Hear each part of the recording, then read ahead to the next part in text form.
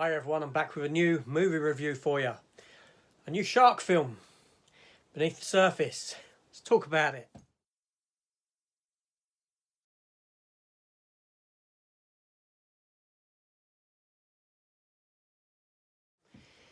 Okay, yeah, so this film has sort of popped up out of nowhere, and look at that poster.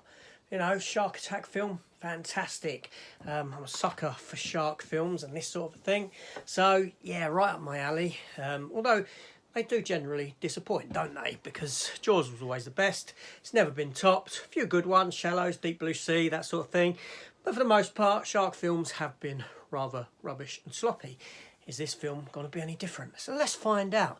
So this film has been directed by Scott Jeffrey and Rebecca Matthews, two directors on board, and runs for 1 hour and 33 minutes. It's written by Paul W. Franklin and stars Georgie Banks as Lexi McKenna, Stephanie Lodge as a character called Vicky, Matthew Marcellus as Isaac, and a wealth of other individuals who you won't have heard of or seen before. Yeah, I've had a look through their IMDb's. These people, I don't know who they are, what they've been in. I don't know anything this person's done. These people have directed, or the geezer that's written it, what he's done. So, yeah, it's all...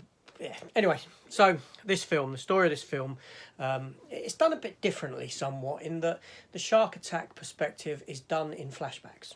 Yes, so this story is about a young girl who's recently lost her mother, and her father and sister, they go on a holiday with the father's new wife.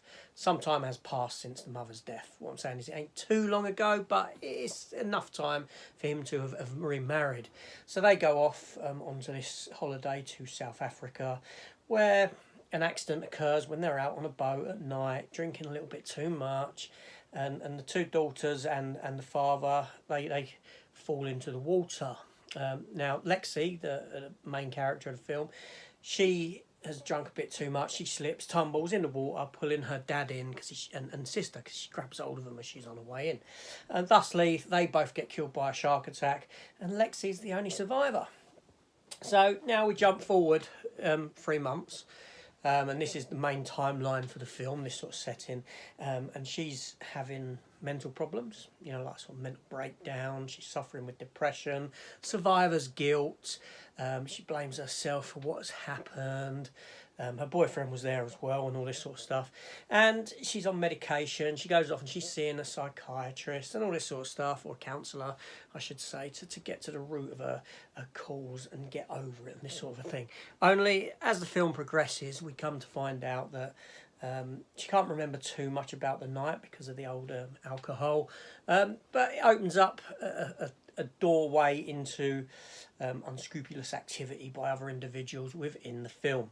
And it makes a question whether it was actually really an accident or whether it was planned and all this sort of stuff. And you find out stuff that's going on with some of the other characters, Vicky and Isaac. You know, should I spoil it or should I? I'm going to spoil it because, anyway, why not? There's a spoiler warning. Don't watch. Jump forward till that disappears. So yeah, so basically Vicky and Isaac's the boyfriend of her who was on the boat as well, the boyfriend of Lexi, I should say. They're having a bit of an affair, yes. And it turns out that they've planned to dispose of this family to get some money out of the father and this sort of thing, and get the properties. They're in a big lush house and this sort of thing. Do you know what I mean? But Lexi comes to find out, as time goes on, her memories start coming back and she starts figuring things out, little clues. She's asking a lot of questions, this sort of thing. So yeah, so that can disappear now. So this film, yeah. So my thoughts on the film. So that's pretty much the story what I've just gone into. Obviously, it's a film of three elements. You've got the shark attack stuff. You know, the shark stuff, which is what the poster primarily wants you to grip you with, because they know that people like shark films. Now, the shark stuff in this film is few and far between. It's not a lot. It's all filmed in darkness, shrouded in darkness, night time. You've got a lot of thrashing and thriving in the water, splashing about, and you've got stock footage of sharks swimming around, obviously. And then obviously a fake set of massive jaws. So it's very close up filmed when it's an attack. that sort of a thing. Yeah. So, but that's probably about 5% of the film less. You know what I'm saying? It's very, very small amount of time within the film. The majority of the film is, you got the story of the survivor's guilt and the stuff that someone's going through, and then you've got the sort of mystery of the whodunit and what's really happened kind of element of the movie. So it's a film of 3 parts, in a sense. 3 different films in one film, I should say. Now, what can I say about the film? It's not a particularly great film.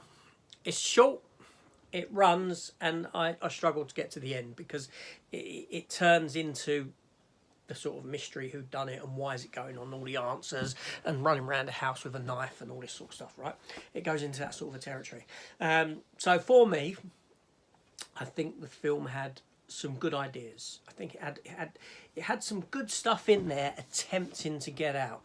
I like the idea of a shark attack film that was told in flashback, and the survivor of the film and what that survivor's going through and the guilt that survivor's and feeling over the death of other members of the family or the group that they were in, and what they have to go through to get their life back to normal. That element of the film had a lot of intrigue for me. The next part of the film, the shark attack stuff, like I said, was few and far between anyway. So the poster's essentially lying to you about what the film's about. Don't go by that poster at all.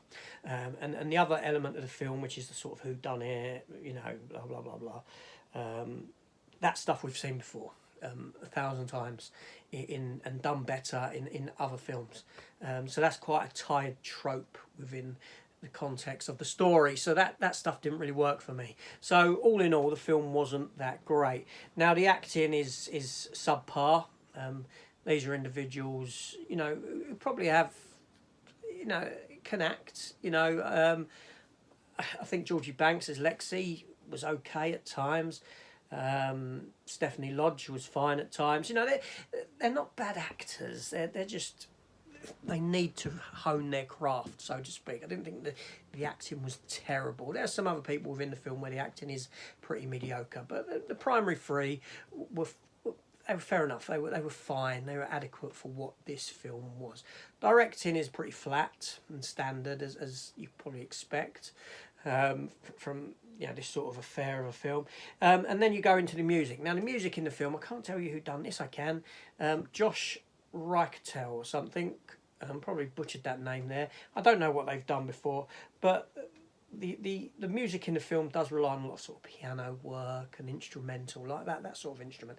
The piano work kind of stands out for me. I have an ear for piano and this sort of thing. I think that a lot of great music has been done on the piano. So those sort of elements of the film I noticed, and I thought, okay, that's pretty good.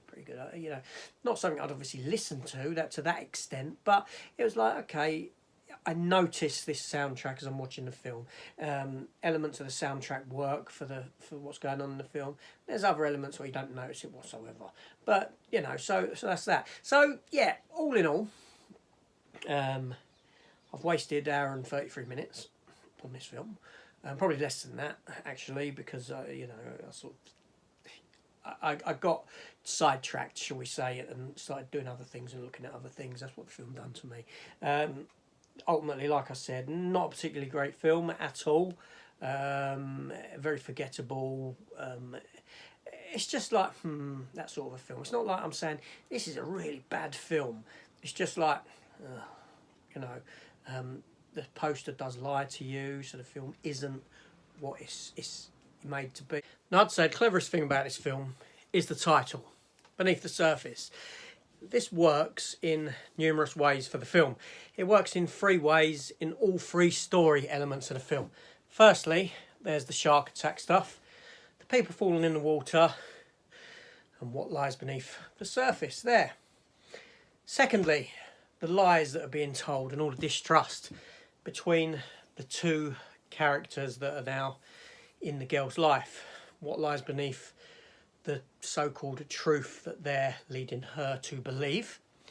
And obviously, the third element being the girl's mental health, mental wellness, what lies beneath the surface of her psyche and what really went on and what doesn't she remember and all this sort of stuff. So yeah, in that sense, the title's very apt to the film.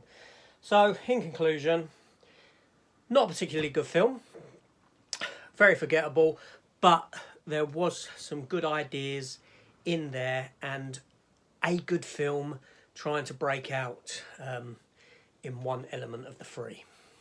That's it. So anyways, this is AJ. Thank you for watching. Please consider hitting the subscribe button, joining me on the channel. Leave me a comment if you so wish. I do reply to all comments. Let me know if you've seen this film and what your thoughts are on it, or when you get around to watching it, if you plan on watching it or if you don't. And also, if you hit that notification bell, you can keep apprised of my upcoming content, and there will be some. Anyway, this is AJ. Thanks again, and I'll see you on the next one. Take care. Goodbye.